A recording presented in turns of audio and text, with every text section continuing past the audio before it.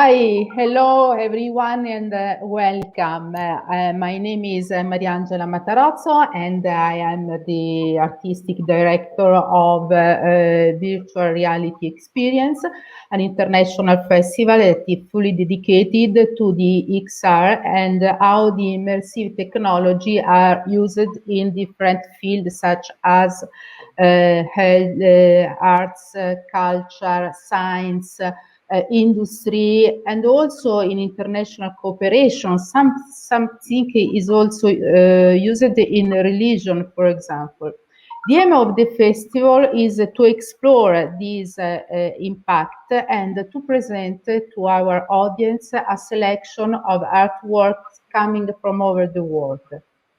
Among our projects, I'm very thrilled to present you a new one project that I'm working on and was conceived with Marina Massaro, that is the international project manager of the festival, and is carried out in collaboration with the Israeli embassy, thanks to Maya Kazir. This project is related to gaming and the use of gaming in arts, culture, learning. Today we are going to talk about how XR and how gaming are going to impact to arts. Which kind of arts we can think to have in the next future. We talk about this with Boaz Lavie and Nicola Trezzi, and I'm very honored to have these two people from Israeli, and with us also Valentino Catricalà, an amazing person that has so many things to share with us. Please, now I think that Maya Kazir, I give you the words, Maya Kazir, for your thoughts and your idea. Thank you, Maya. Thank you, Mariangela. Hello, and thank you all for joining our third conversation. As for me, maybe the most intriguing of all the series is art and innovation are an integral part of my mission as the cultural attaché at the Israeli embassy in Rome. But before saying a few words in regard to today's topic, I'd like to thank Mariangela Matarazzo, founder and director of Virtual Reality Experience, and Marina Massaro, project manager, with whom we are always happy to collaborate, to share ideas, and to promote cultural initiatives. As I said before, art and innovation are part of my daily work as well as a personal interest.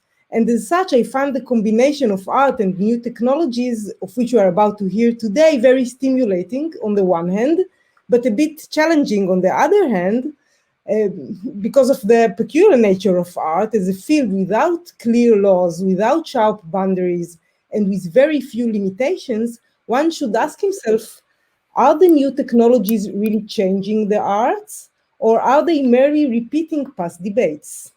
What is the nature of innovation in a field dedicated to constantly inventing itself?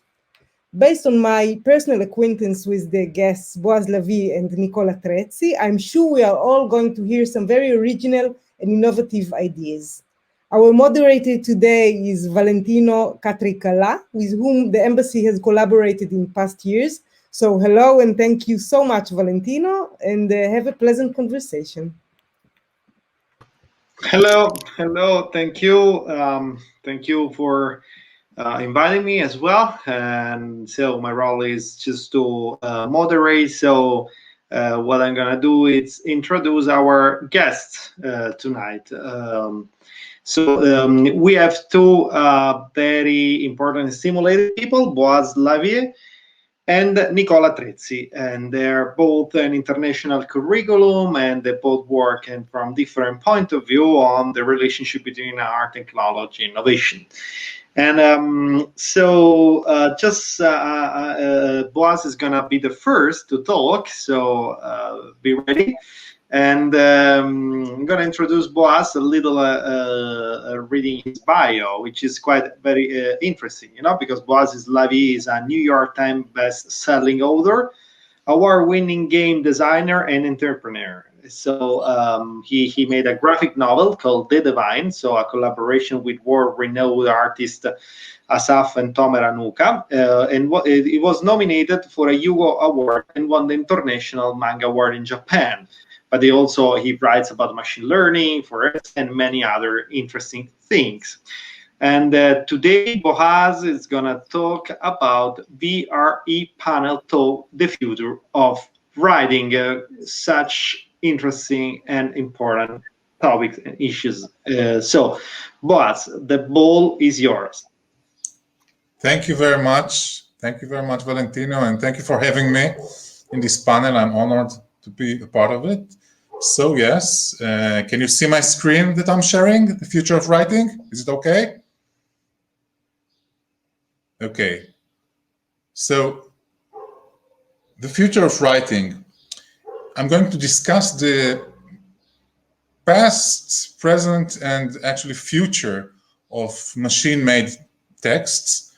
And I think it is a very interesting history because it comes up to this very last couple of months with amazing new systems that help us write and think about writing from new perspectives. So it's a big topic. I'm going to try and cover a lot of ground, and I hope it will be enjoyable and fun and thought-provoking. So let's start with a very simple question. What is text?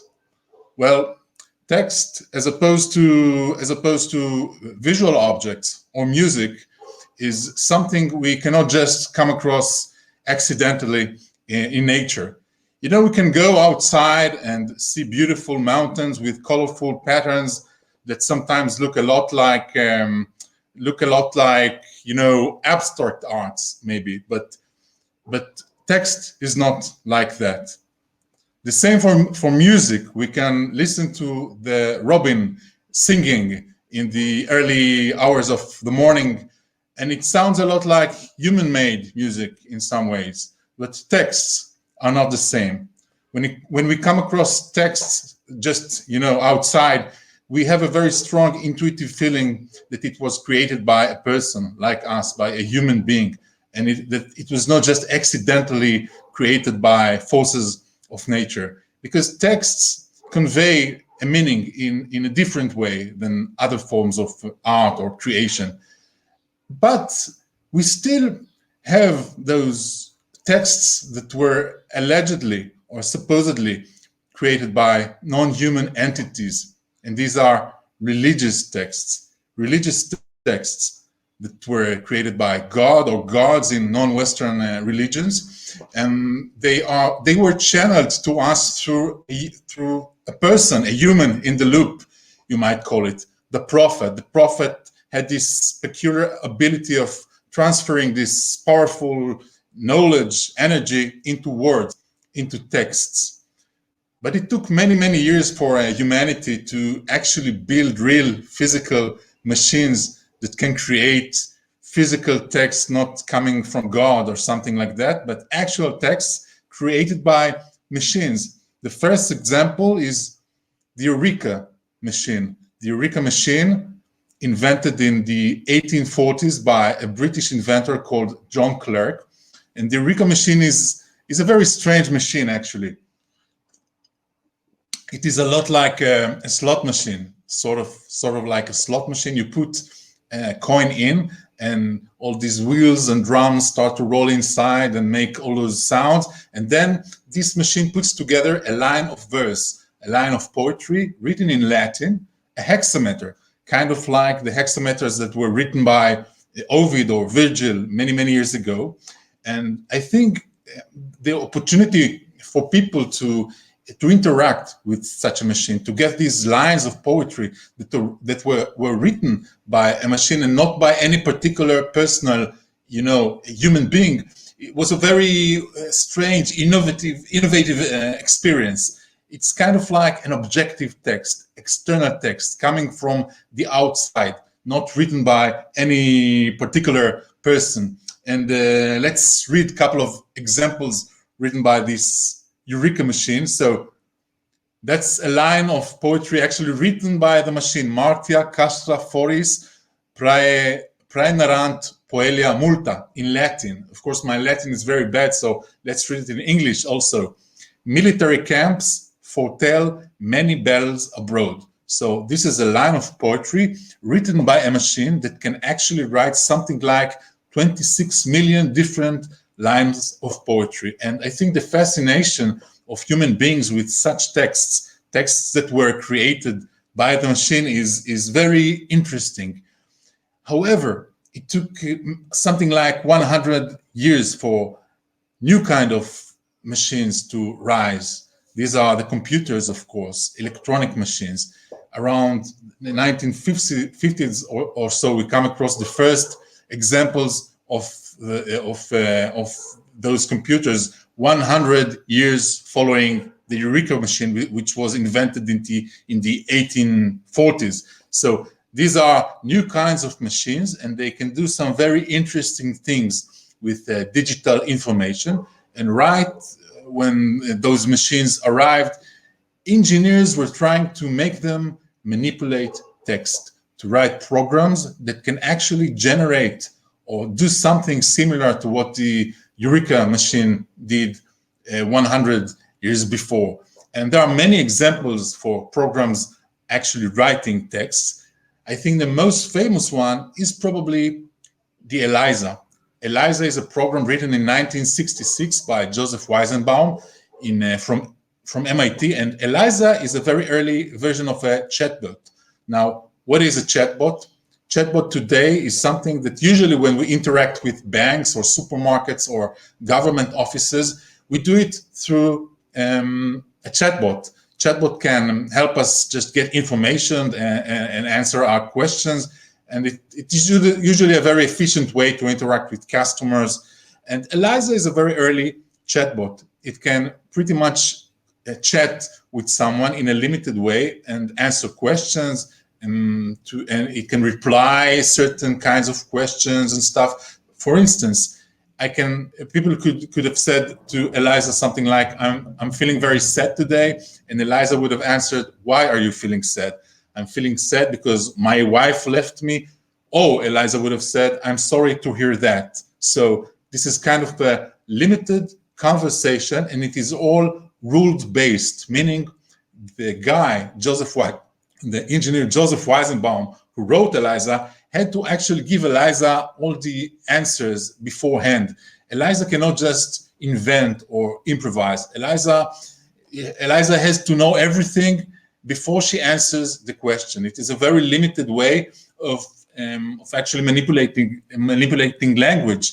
And other systems in the upcoming decades, from ELIZA and on in the 60s, 70s, 80s, in computer games, in chatbots, do pretty much the same thing that ELIZA does. There was not a lot of progress for a couple of decades, up until very, very recently. Actually, we're talking about the last decade or so, but the big achievements of natural language processing, we see them only in the last couple of years, maybe 2 years, maybe even less than 2 years.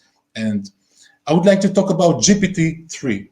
GPT-3 is an example for such a system. There are other systems, but GPT-3 is a very good example to talk about.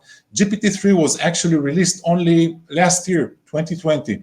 And for many decades, the systems were limited to rule-based systems. You could only give them rules and they act upon rules. But GPT-3 is working in a completely different methodology, which is called deep learning. Deep learning, these systems can actually learn by themselves. They are self-taught. They are built kind of like our own brain. Those systems, they are built in a way that tries at least to imitate the way our brain is working. And there's artificial network written in code, which is fed with a lot of data.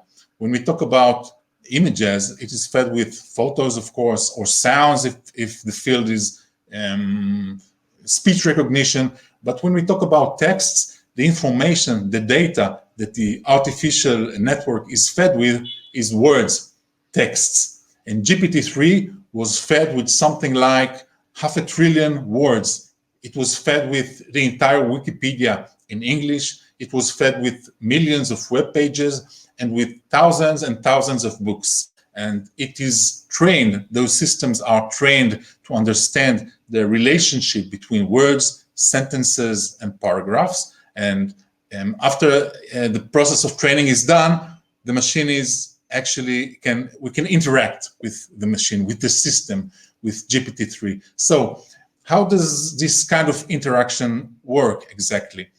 We give GPT-3 or similar system a text, an intro, a prompt, and GPT-3 can kind of like auto-complete it the way it works in our mobile phones and Gmail. It tries to predict the next word, the next sentence, the next paragraph. And after it does it again and again. So adding one word, another word, and what comes up is a paragraph or a few paragraphs. And actually the texts created by GPT-3 are very convincing. People cannot tell the difference between a news article written by a human being and a news article written by GPT-3. GPT-3 has this very uncanny ability to write like human beings. It can write scientific articles, it can write news articles, it can write code if it is given specific instructions, and it can even write literature. So let's see a couple of examples from the last few months of texts written by GPT-3 after it was prompted by different texts. So that's one example. In this example, GPT-3 was given a short beginning or an introduction for a story supposedly written by the fantasy and science fiction writer Neil Gaiman. And it was given only the beginning, which is here written in bold. A short story is only a couple of paragraphs long. This award-winning short story is by Neil Gaiman. Chrysalis by Neil Gaiman, and that's it. And GPT-3 continued, just wrote the rest of the story without any specific instructions, just wrote it down. I came out of the cocoon naked. The chrysalis is lying there empty. My family and the doctors and the nurses all gasp and say, "You're beautiful." I am, of course. The transformation is complete. I am beautiful. I have perfect golden eyes, 6 arms, and wings like butterfly wings, and so on. And it was all written by the machine. There was no human being involved. And it is a full story. These are just the 2 first short paragraphs of the story. The story is it's maybe 5 or 6 long paragraphs. And many people read it actually online. It was published on Reddit a few months ago. Many people read it. Many people thought it is very beautiful and touching, the entire story. It has a beginning, a middle part, and an end. And other people thought it is a bad story, a banal cliche maybe, but there is no denying to the fact that it is a story, and a story that was not written by a human being. It is a story written by a machine. Neil Gaiman didn't write this story. It was actually kind of like a hallucination coming out of the data fed to the machine and this very short prompt. So that's one example of machine-made text written by GPT-3. Another example is a very interesting book created by a British author called K. Alado McDowell, a writer and artist. It is called Pharmaco-AI, and it was actually written in a collaboration between Alado McDowell and GPT-3. It's kind of like maybe like a dialogue. Alado McDowell prompted GPT-3 with a sentence or a paragraph, and GPT-3 replied with its own paragraph. And so they spoke together for pages and pages and pages about issues that Alado McDowell actually cares about: psychedelics, drugs, poisons, human nature. And it's kind of a discussion between a man and the machine, a person and the machine, about the nature of reality, the nature of our soul, maybe. And let's read a short paragraph it was written by GPT-3 after Alado McDowell prompted it with his own kind of text. So, poisons represent the meanings of resistant Umwelt formations. Umwelt is something like environment. Umwelt formations of other organisms. This is the case when a plant produces toxins in order to make its own umwelt immune to the effects of the poisons of its enemies. The resistant umwelt is immune to the meanings of the poisons that it produces. In other words, and so on and so on. GPT-3 and Aldous McDowell actually talk about things, and some very interesting, bizarre ideas come out of this unique, completely new dialogue that we've never had before. We've never read such literature before. Another interesting example is GPT-3 being used in games. There's actually only one example for this in a game called AI Dungeon, created by an American startup company called Latitude. And they've created a game that uses GPT-3, and before GPT-3, even GPT-2, an earlier version of GPT-3, to create the world for the players to play in, meaning the system is only given a very general outline of the game, of the environment, and GPT-3 fills in the gaps with the story, with dialogues, with everything. So it's a first example of a system that can actually write in real time stories, dialogues that we can interact with inside a Dungeons and Dragons style game. And there's no need for human writers to actually write all the dialogues, write everything. We can just give the system a description of a character, and the system has this ability to speak or to write as if it knows the character. So let's see an example of interacting with the system during a game. So there's some scene, the player goes into a scene in this text adventure. There are dragons outside, and in yellow we can see the text that the player actually puts or inputs to the system. So the player writes, "Whistle for one of the dragons to come back." This is the input. And the system just goes on with the story in real time without having any human writer doing it behind the scenes.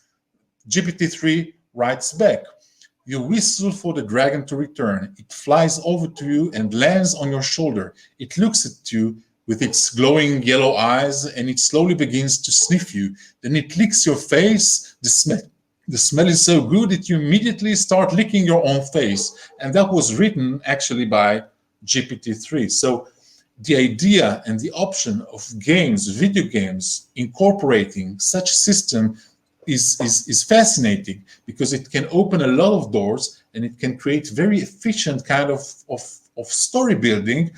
A lot of adventures can be actually created in real time without anyone thinking about them beforehand. So that's a completely new horizon to explore. So the future, when we think about the future of such collaboration, I think the main points to consider is the fact that humans and machines and algorithms, computers, have very different capabilities. I think we humans, we have intention, emotion, we have maybe inspiration. Machines, algorithms, systems like GPT-3, deep learning systems have very different set of characteristics. They are not very good at intention or emotion, but they have very strong pattern recognizing capabilities.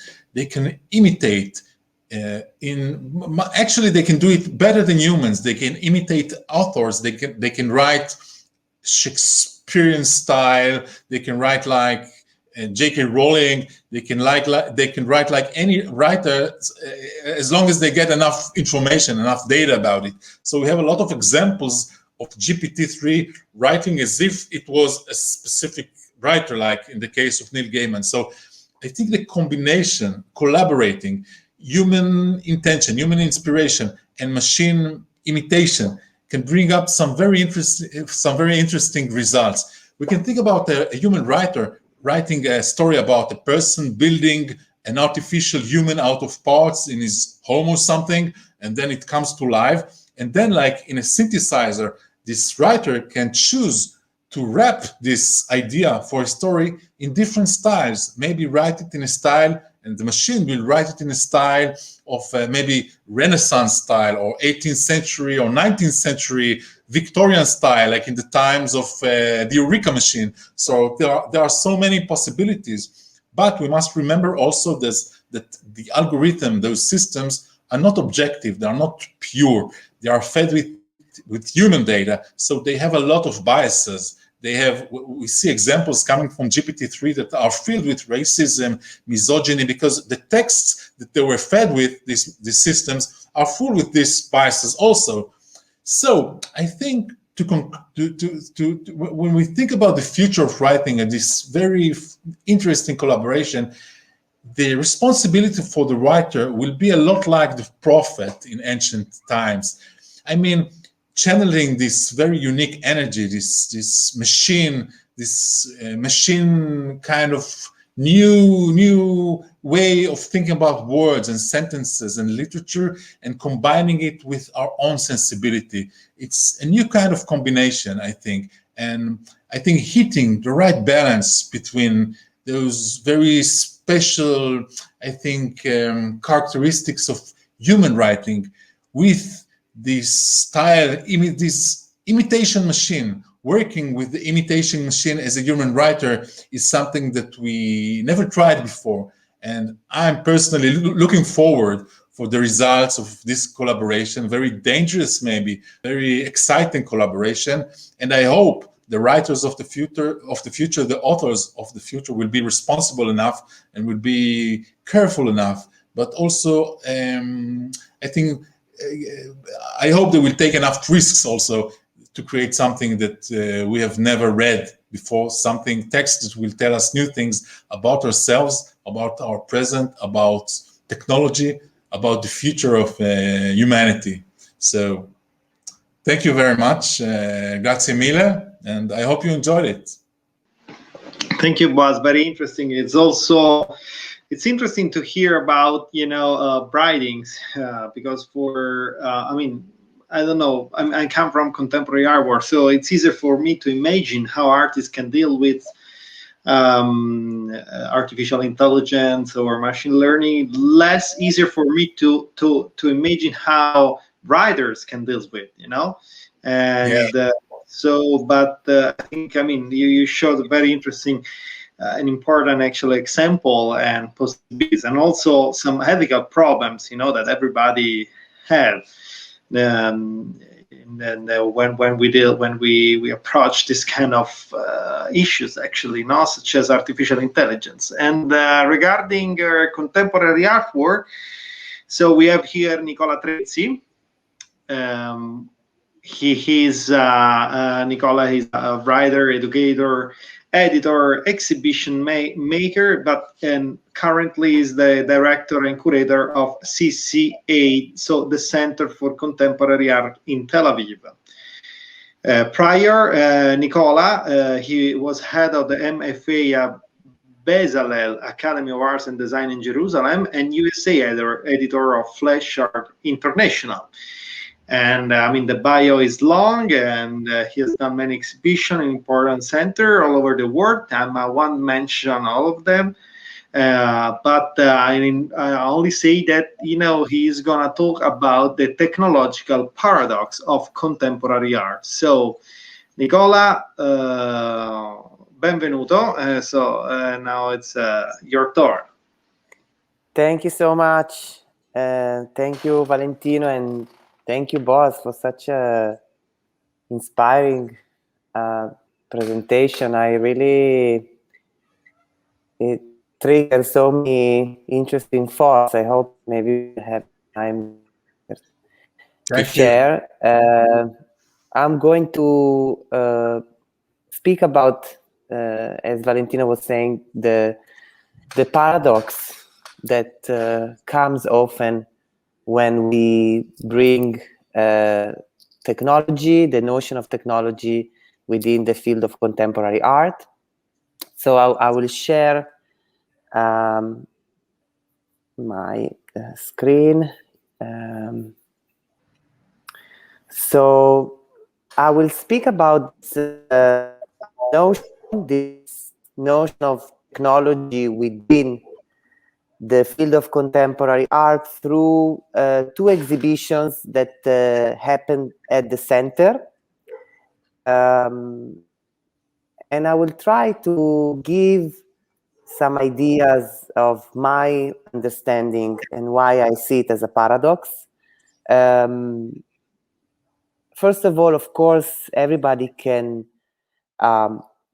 think how visual art and technology have been interacting with each other for centuries, from the invention of perspective to photography. Visual art is always appropriating. I think this is a good word, in my opinion. It's always appropriating things that are from other realms, from other fields, and new technology. New technologies is one of them. So I will speak about these two exhibitions, and you will understand why I speak about paradox, because I actually think that even when new technologies are appropriated by contemporary artists, they are appropriated in a way that they become something else. They almost get transformed, so that the fascination of the technological doesn't overcome the core issue that the artist has in mind. In other words, usually when the work is about the new technology, then it's not a good work, and usually doesn't end up being presented. The works that are interesting are those that, even when they are employing a new technology, they make you think about issues that have nothing to do with such technology. So in a way, they use it, but they use it in a way that you will understand reality. It's a deep philosophical reflection that the work generates. The first exhibition I want to discuss, it's called Stumbling Through the Uncanny Valley, Sculptures and Self and in the Age of Computer-Generated Imagery. And this is an exhibition. I didn't curate the exhibition, although I was the person who asked my then curator, Chen Tamir, to organize this exhibition. I was very involved in the process as the director of the institution. This is an exhibition. It's a group exhibition with artists from several countries, of course, Israel and many others.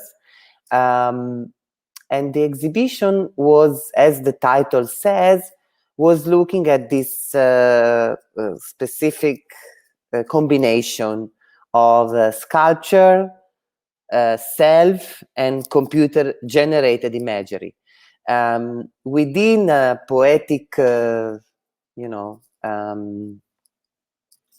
entrance, the stumbling through the uncanny valley. I mean, we are all familiar with the notion of the uncanny valley in the field of new technology. So, of course, it echoes such a notion. And precisely, it was an exhibition that tried to make a statement about the notion of post-internet art. Post-internet art is a term that was given to artists that started to work, I would say, in the early 2000s, which made works that were influenced by the presence of the internet technology in our society and all the byproducts and all the technological inventions that came, in connection. So are just 4 views of the exhibition. I'm going to speak about a few specific works just to give you the idea of my position towards this connection. This is a video by an Israeli artist. It's called VRB, and it's from 2007. And you enter the space, and what you see, it's really like a video artwork. So nothing really so technologically innovative about the work. But once you watch the video, you slowly understand that actually this was an entire journey, like a work that was shot by the artist with an assistant inside Second Life. So this was the early stage of Second Life. You can see from the very awkward and not very sophisticated 3D renderings of the human figure and the objects and the landscape. It was the early days of Second Life, and the artist Miri Segal, who is an artist and a scientist. I mean, she has a PhD in mathematics, and she has been working as in a lab during her studies as an artist. So her work is always interested in where technology goes. So in 2007, which is some time ago now, she decided to enter Second Life and treat it as a place where she could shoot, she could create a work in which she would interact with the people inside Second Life. And as you know, with Second Life, the interaction can go from simple conversations to philosophical conversations to sex and so on and so forth. And the video is basically an edited version of the journey of the artist inside Second Life. So already you can see here the artist is using such a game, such invention to push specific issues. Again, we cannot go into the details of the video, but for instance, there are several scenes in which she goes into these corner of the philosophers, and there's a whole conversation about philosophy with these complete strangers that she doesn't even know how they look, because of course in Second Life you can have a different look. She doesn't know the gender or the sex of these people. So of course it really for me it's a very interesting work, because in 2007 it's a very early way for visual art to access such kind of scenarios in which people can interact, and it's visual, and it brings all these issues of pseudonymity, which is so important and so much at the core of the new technology we are dealing with, from cryptocurrency to email exchange. This is all based on pseudonymity, and Miri Segal understood that very early. Here we have another view of the exhibition, and I just want to focus on the three-dimensional work which stand to the right. It's a work by Oliver Larick, who is an Austrian artist. And again, here you have a work that used that employed or appropriated new technology, specifically 3D scanning and 3D printing, but in a way that makes you connect such technologies to a very ancient past. And this is, again, it's very interesting how these artists that are interested in new technologies, they always bring up something very archaic. I mean, I was very touched by Boaz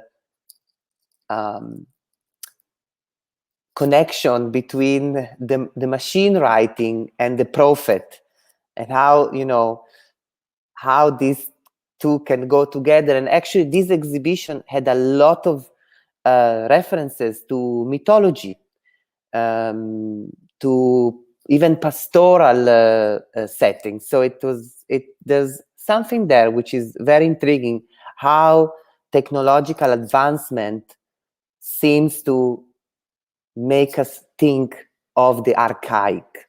This is something that fascinates me a lot. But specifically with the work of Oliver Larick, what did he do, Oliver Larick?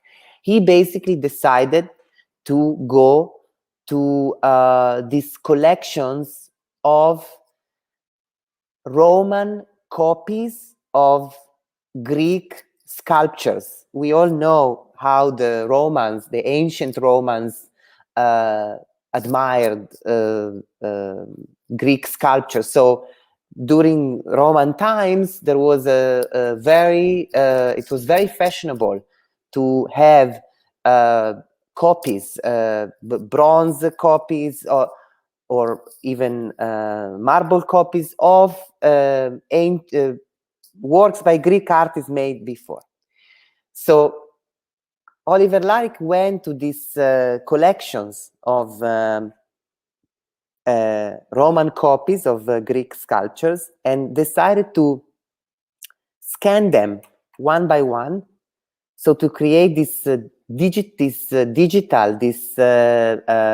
archive of 3D scanning.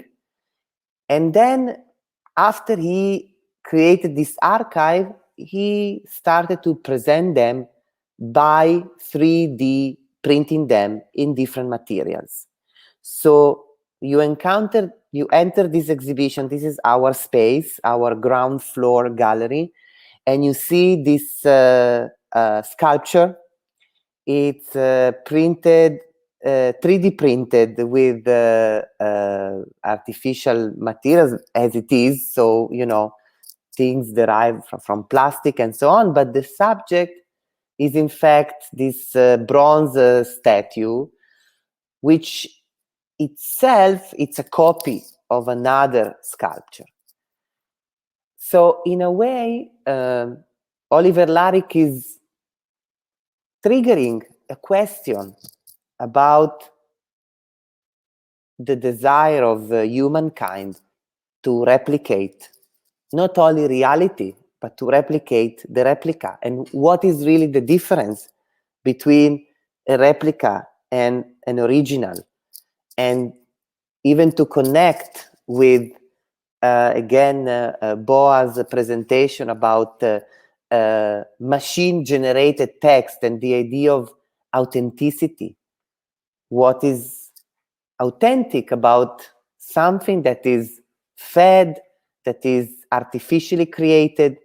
So, but in order to do so, Oliver Larick is asking us to think about the Romans doing copies of Greek sculptures, but through 3D printing and 3D scanning. So there's this very interesting mix between different times, different techniques, and the issues at stake seem to be the same, and yet so much time has passed.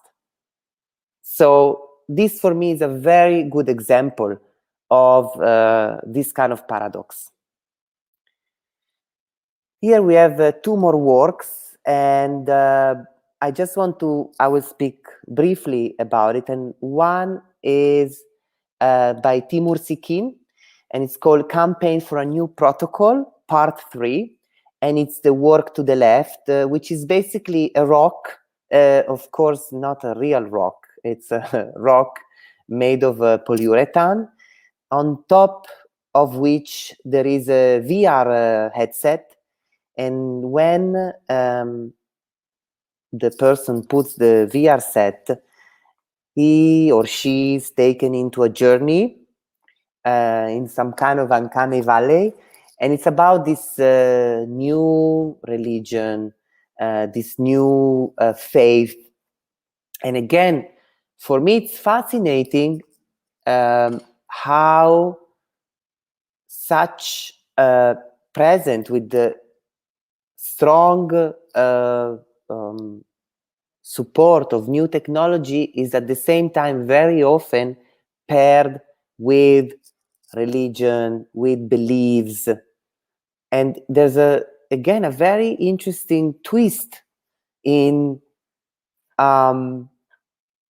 going for the machines, but not forgetting about God. And Timur Sikin is a very good example of an artist who is fascinated by this paradox and creates works that are always looking at such friction, such sort of, contradiction of terms. Next to it, you have Aviv who is a young Israeli artist. And you look at this work and you think you are looking at a photograph of braids, of hair that have been braided. But in fact, they are not real. Nothing here is real. The artist is basically sculpting through 3D software for 3D modeling. She's creating a replica, and here she's doing it hair by hair of a braid. So basically, what we see is a sculpture that was sculpted in the 3D realm, and then it was photographed within this realm, and we see a print of it. At the same time, the most direct reference to such work is this idea of keeping parts of human hair inside like an amulet or a pendant, as the title says, as a reminder for somebody who is dead, or like a sign of love. And again, it's intriguing artist who is involved in such a new kind of technology. I mean, 3D modeling. This is it's something that every year there's a new version how to make things. I mean, if we look at Second Life in 2007 and Second Life now, how we advanced, and not to think of movie animation and so on. So an artist that is using such technique, what she cares about is these objects from the past. No one has such objects anymore. No one keeps a piece of human hair in an amulet or in a necklace as a reminder of someone. This is completely a custom from the past. So again, she's really interested in using new technology to trigger thoughts that are, of course, part of our culture for a very long time, and but that they have a new understanding today. What I mean by that, such objects are in a way signs of humankind recognizing the existence of immaterial capital, how feelings or knowledge, they they exist, even though we cannot see them, and they can be capitalized. So she has been doing a lot of works. There are more works by these artists in which she's really looking at the gift of love and affection, and how these objects are actually conveying something that is immaterial. And if we look at how today, technologies like the, most importantly, social networks, but, it goes much further than that, how our, what we like, what we love, what we know is used and transformed into capital. And this is something that it goes way back, although the understanding of it and the awareness of it was not maybe as deep as it is now. So this is the first example. The second example I want to discuss is a solo exhibition by a Palestinian artist. His name is Sharif Waqed, which we presented last year. And Sharif Waqed is an artist who works in all kinds of media. As you can see from the exhibition, we have videos on monitors, we have projection, we have three-dimensional objects, we have two-dimensional objects, and so on. But what is interesting about his work is that even when you see a work that has nothing to do with new technology, apparently, then you understand that it's actually triggering issues that are so much connected, not only to new technologies, but how new technologies are influencing our perception of artworks. And I will focus on this work. This work is called Arabesque number 7. It's part of a series called Arabesque. And as you can see from the caption, it's the most traditional, the most, Indian ink on paper. This, we cannot be less technological advanced than that. But what is it? What is this work? This work was done in this way. The artist saw a sign of a shop. It was called Balagan. Balagan is a word that comes from Persia, from Persian, and it means many things. But let's say right now it is used in different countries, in Israel, in Russia, in Lithuania, to describe chaos, like a chaotic environment. You say Balagan. So the artist took a photograph of this sign. You can see that there's a flash on the image. And then through a software, transform it into an arabesque that is encoded with the word itself that was photographed by the artist. So because of the way the work is done, when you enter the space, you don't see the word Balagan. You only see the arabesque. Only when you start looking at the work through the lens of your camera in your phone, then you see the word. Why? Because this is done with an optical technique that is hiding the word if you look at it closely. If you look at it from a very far distance, you will read the word. So what the camera of your phone does when you put it in front, when you put the camera of your phone between yourself and the work, the camera creates an artificial distance and makes you see the work. Because of the way this work is created, basically, there is no way you can see the work unless you are physically inside the space and with your phone at the same time.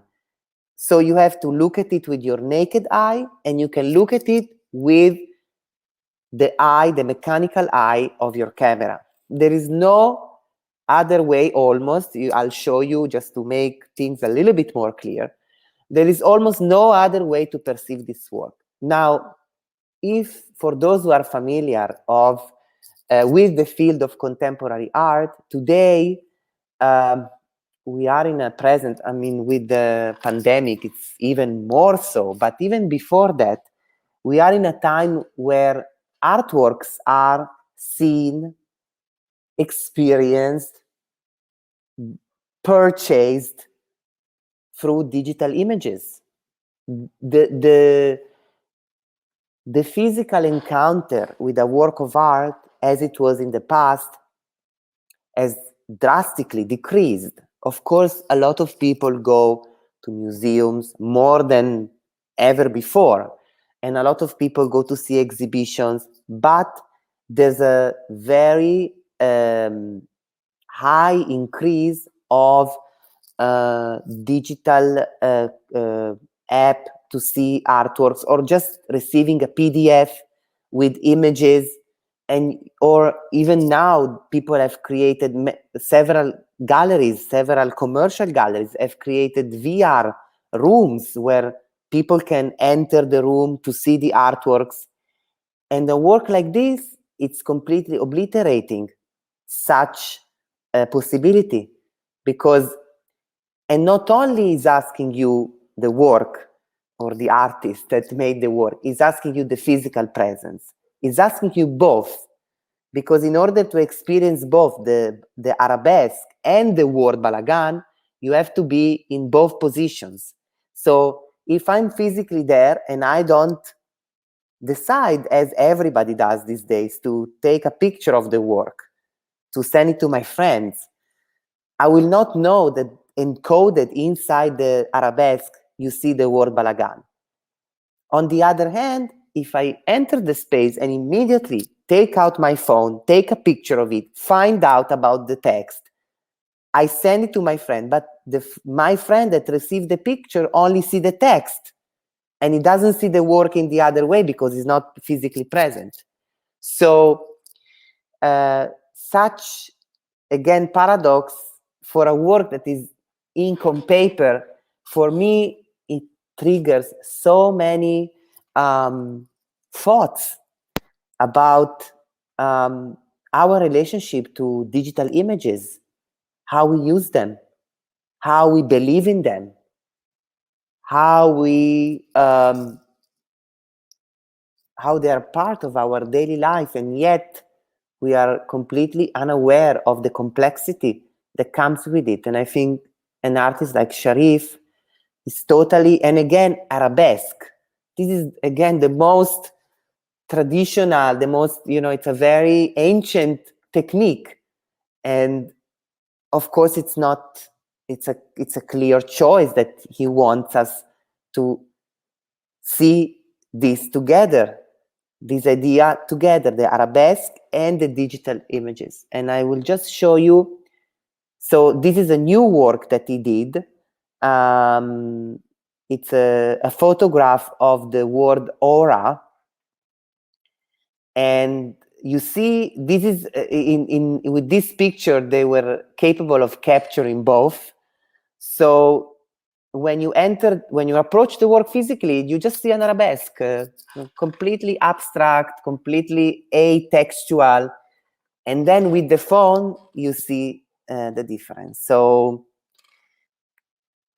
I hope that my presentation gave some questions. I mean, I'm far from a definitive position, but I just feel whenever there's this combination of art and technology, I always think that there's a kind of there should be a way to approach it that will not lead to position in which technology is taking over. I mean, art is stronger than anything else, so it always digests and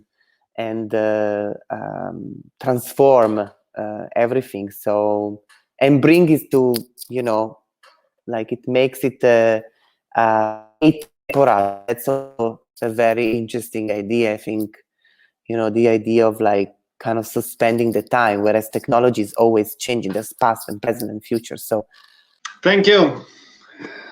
Thank you, Nicola. It's very, very interesting. Congratulations for your exhibition. I mean, it's you touch a very sensible theme for me because my focus is mostly relationship between art and technology, and is what we are going to do actually now with my new job, because I've just been appointed as curator of the Soda Gallery in Manchester, which is a new project about art, technology, and not only actually. And yes, I found it very interesting. I also think that artists today are very important, actually, also to not only to reread our society, but also to create our society, to give us more insight about artificial intelligence. The artists you mentioned, they're all make us reflect on what is happening, as well as other artists that are working on these topics. In fact, there is a book just coming publishing. I wrote. It's gonna be published in 3 months, which is the artist as inventor, because I really think that the artist can be not only a creator of content for contemporary art work, but also an engine for innovation, for giving a new ethical idea to sustainability to innovation field and economics as well. So and merging these different fields as well. So I think that this is a very important topic, especially now that we are living our. If you look at the debate around artists during the pandemic, has been, in my opinion, a bit sad. Art is the debate revolves around only the welfare to artists, which is the debate keeps an idea of artists very, very sad. These poor artists without money that the state must help them. But nobody has talked about how artists can today help the state. So the other way around. How artists can read innovation, can give new insight, and can create a new society for the future, especially now that we have a very big need of the future. So it's very important to work in this direction, in the direction we have just shown in both talks and speech, but and also to continue and to trust in this as well. So thank you very much. So I think that we have finished our time, and I don't know if Mariangela wants to say something, or Maya or someone else. Okay, Mariangela is connecting. Okay, I think that is okay. Thank you. Thank you for your speech, and thank you for showing us your amazing works. Very good. So thank you, and see you soon. Help. thank you. Thank you.